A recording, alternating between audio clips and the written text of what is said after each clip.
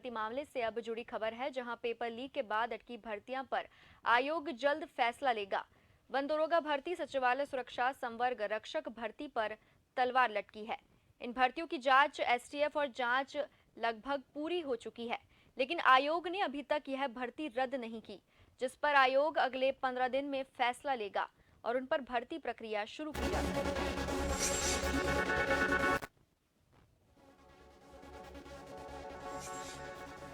UKSSC भर्ती घोटाले मामले से जुड़ी ये खबर है, जहां पेपर लीक के बाद अटकी भर्तियां पर आयोग जल्द फैसला लेगा। वन दरोगा भर्ती, सचिवालय सुरक्षा, संवर्ग रक्षक भर्ती पर तलवार लटकी है। इन भर्तियों की जांच कर रही एसटीएफ और जांच लगभग पूरी हो चुकी है, लेकिन आयोग ने अभी तक यह भर्ती रद्द नहीं की, जिस पर आयोग अगले 15 दिन में फैसला लेगा और उन पर भर्ती प्रक्रिया शुरू की जा सकती है।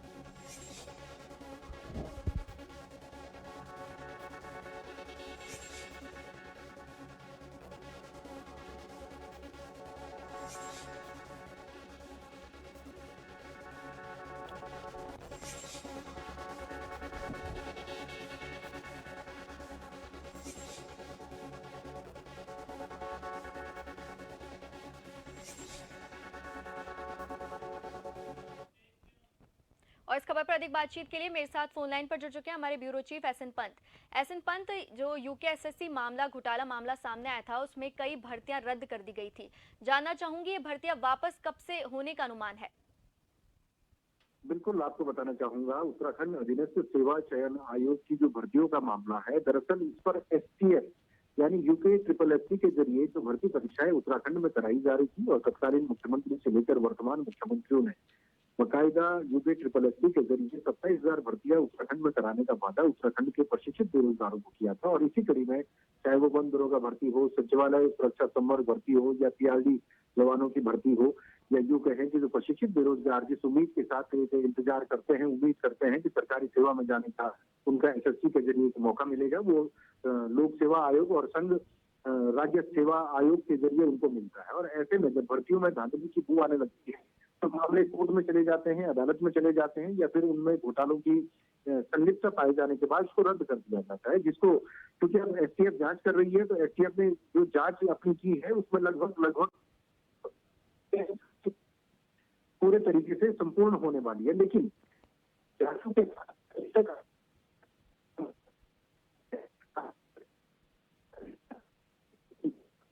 की जाएंगी, ये वर्तमान भर्तियों को आगे बढ़ाया जाएगा जिनके एग्जाम कंडक्ट हो चुके हैं या जिनके एग्जाम कंडक्ट कराए जाने हैं, किस नोडल एजेंसी से भर्ती प्रक्रिया आगे बढ़ाई जाएगी। मुख्यमंत्री खुद चाहते हैं कि बड़ी पारदर्शिता के साथ उत्तराखंड में भर्ती परीक्षाओं को आगे बढ़ाया जाएगा, जिसके लिए राज्य सेवा लोक सेवा आयोग और उत्तराखंड अधीनस्थ सेवा चयन आयोग के जरिए ये भर्ती प्रक्रिया को आरंभ करने के लिए विज्ञापन भी जारी किया गया है, जिसको लेकर के प्रशिक्षित बेरोजगारों ने एक बार फिर से उम्मीद जताई है कि बहुत जल्द पारदर्शिता के साथ भर्ती परीक्षाएं शुरू की जाएंगी। लेकिन जिनमें धांधली हुई है या जिनमें आरोपियों ने स्वीकार किया है और मामला जांच के अंतिम दौर में पहुंच चुका है, ऐसे में उन भर्ती परीक्षाओं को रद्द करने की मांग प्रशिक्षित बेरोजगारों की तरफ से की जा रही है, लेकिन आयोग ने अभी तक इस पर कोई फैसला नहीं लिया है। जी, ये यूकेएसएससी भर्ती घोटाला मामला एक बहुत बड़ा मामला था जो सबके संज्ञान में सामने आया था, जिस पर काफी दिनों से इस पर जांच चल रही थी। जानना चाहूंगी अब तक इस मामले पर कितनी गिरफ्तारियां हो चुकी हैं?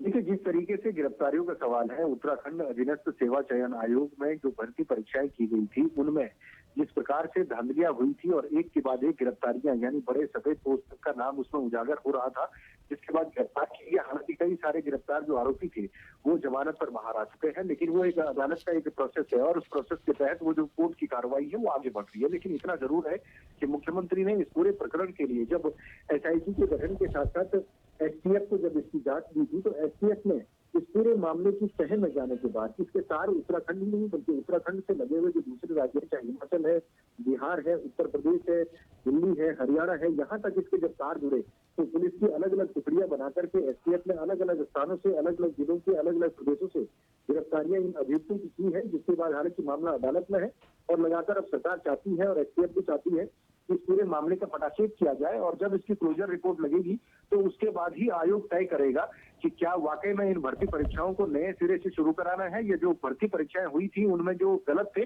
उनको सजा मिलने के बाद जो निर्दोष हैं, जिनका भर्ती परीक्षा में कोई धांधली नहीं है, मेहनत के दम पर उन्होंने क्वालिफाई एग्जाम को किया है तो उनको रोजगार करने का मौका या एक बार फिर से सेवा योजन कार्यालय के जरिए अपना रजिस्टर्ड कराने के साथ साथ उनको रोजगार मिलने का अवसर प्रदान होगा। इस उम्मीद के साथ वो इंतजार कर रहे हैं। जी चलिए, तमाम जानकारी साझा करने के लिए आपका धन्यवाद एसएन पंत।